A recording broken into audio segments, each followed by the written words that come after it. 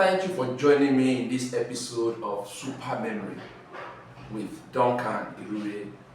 I'm a memory coach. Alright, in our first episode, this is the second episode in our series of memory and intelligence optimization training. In our first episode, we talked about what memory is. We defined memory and then intelligence as well. We know we are focusing much on memory now. And then we also talked about what memory is not, which we also call the myth of memory. What memory is not, what people think memory is and memory is not, what memory is not. And then we also talked about the importance of memory. Why should we train our memory? Why should we pay attention to our memory and deliberately get it trained? Now in this episode, we're moving further to what I consider as the forms of memory we were not taught. The forms of memory.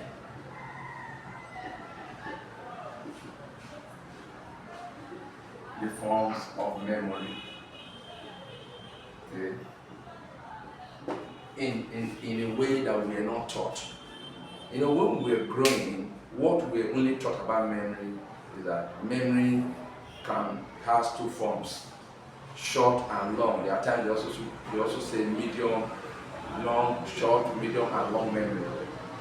All of that will get you confused if you do not really have a proper understanding of what the forms of memory is from a practical point of view.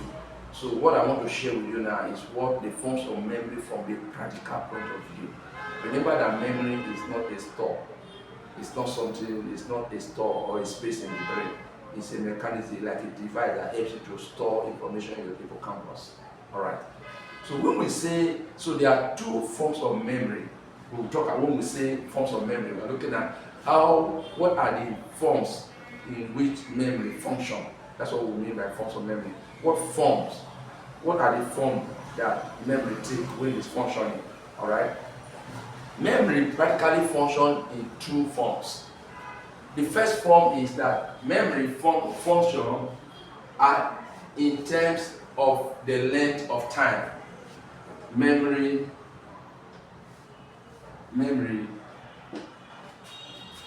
in the form of length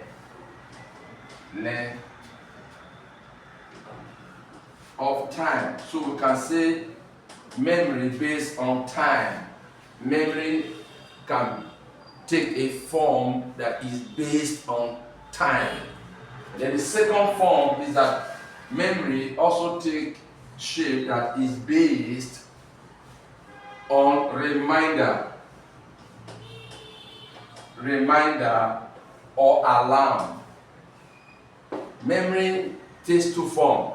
Let me come back again. Memory takes two forms, either in form of length of time. It functions in terms of length of time, or it functions in terms of reminder. Okay, let's break it down. When it comes to length of time, that is when we say long, short, and long form of memory. What that means is that when memory is taking information to store in your brain, it can store it in such a way that you will only remember it for a short period of time, and it can also store it that you will remember the information, be able to record information in a lifetime, so to speak, either in a very long space of time or in a lifetime.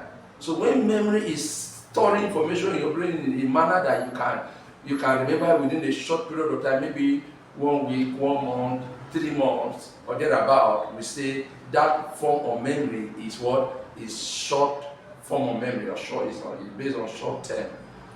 And then when you can recall it 1 year, 2 years, 3 years, 4 years, 5 years, and forever, so to speak, we say memory is functioning in form of long term.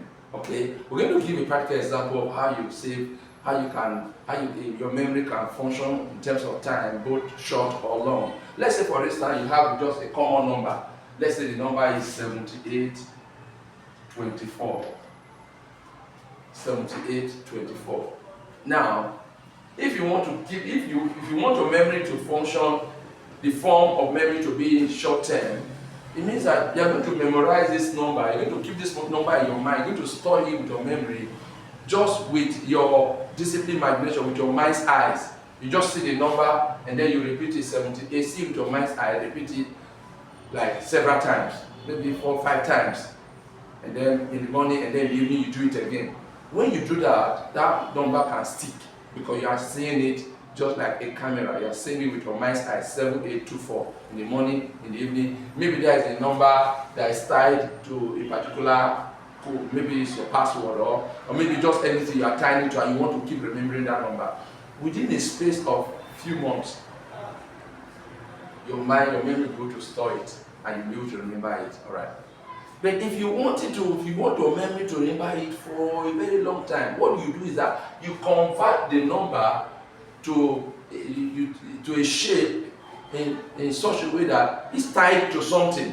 Connect it to something that you all remember. And when you tie it to that thing, it will be registered on your subconscious. So anytime you want to remember the number, what your subconscious will do, you will just go and recall that thing you tied it to. Remember you tie it to it, you recall. Okay, let's give for instance now. Yeah, you want to save this number now, and you want to tie it to something that you can register in your subconscious, and then you will be able to remember it forever. That's what we now say is the long term.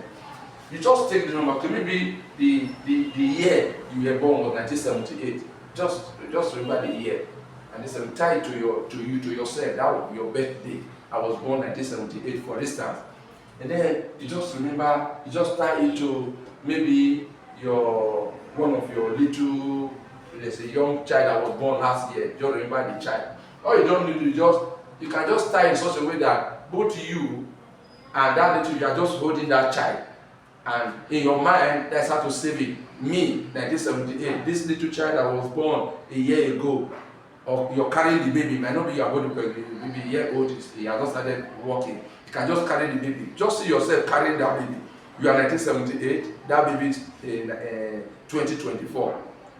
You know you are particular about the last 2 digits, 78 to 24. So the moment you are able to form that image with your mind's eye, say, oh, this number I want to remember, I want to always recall it by me seeing myself carrying this baby, me and the baby, 1978, 1924. Now, the moment you are able to form that concrete image in your mind, that image, because you are linking it, you are connecting it to something tangible, something that is visible to you, what happens is that your subconscious registers it. So anytime you want to remember this number, the subconscious will just bring the image of you carrying the baby. And when you remember you carrying the baby, you remember the number. If you are able to store information with your memory using that style, using that methodology, that memory, the length of time will be almost forever. So try it. You want to remember someone, just tie. When you tie it to someone, the chances of your memory functioning in a very long length of time is there. But when you just use your mind's eye just to see the number, it ends that way. It might not stay for too long. Let's also give another instance. Maybe you're meeting someone for the first time, tells you his name is Moses. Maybe it's okay, Moses. Maybe you just use your mind's eye, Moses, M-O-S-E-S, Moses, okay, Moses. Within a short time, you will forget. But if you can just tie it to one Moses that you know, look at the person's face. So, Moses, I know one Moses. Make sure you tie both his face and the face of that Moses. When you're able to do that, what happens? That information will drip down into your subconscious.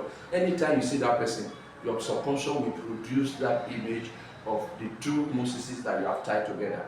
Alright, that is based on time. Now, let's now move to the next one, which is based on alarm. Our memory also functions based on reminder. Your memory can remind you. When it comes to reminder, we say that memory function in terms of working knowledge, working memory. When it's functioning as a reminder, it's functioning as a working memory. When your memory, I want to emphasize that again, when your memory is functioning as a reminder, it means it's functioning as a working memory. Now, what this means is that there's a part of your memory, there's a makeup in your memory that enables you, that reminds you, that pops up, that comes as an alarm or as an alert. You just come up, remember, that part of it is called memory. Now, under this working memory, it is in two ways. It is either active or inactive. Now, when we say your memory as a reminder or as a working knowledge functioning as an active working memory, it means that you don't need any clue for you to just remember. You have trained your memory to an extent that your memory can easily trigger, can easily tell you, oh, this. Let's give an example. You put food on a gas cooker and you're watching a movie. Now there's a point with which you would have used your memory to store that food that you put on the gas cooker. There's a way you carry it, you put the image, you stamp the image of that food on your memory in such a way that after a while, no matter how engrossed you're watching on that, you are in that watching of that very movie, your memory will just pop up. Say, oh, remember there's food on the gas. Now, there are times when you might not remember that. It might just be the smell, the burning smell of the food that will just trigger you. Now, when something have to give you clue like that burning, the odor of the burnt food is making you to triggering your memory to go and remove the food from the gas, we say that your working memory is inactive. It's active to a degree, but we say it's inactive. It's not active enough. That's what we say it's inactive.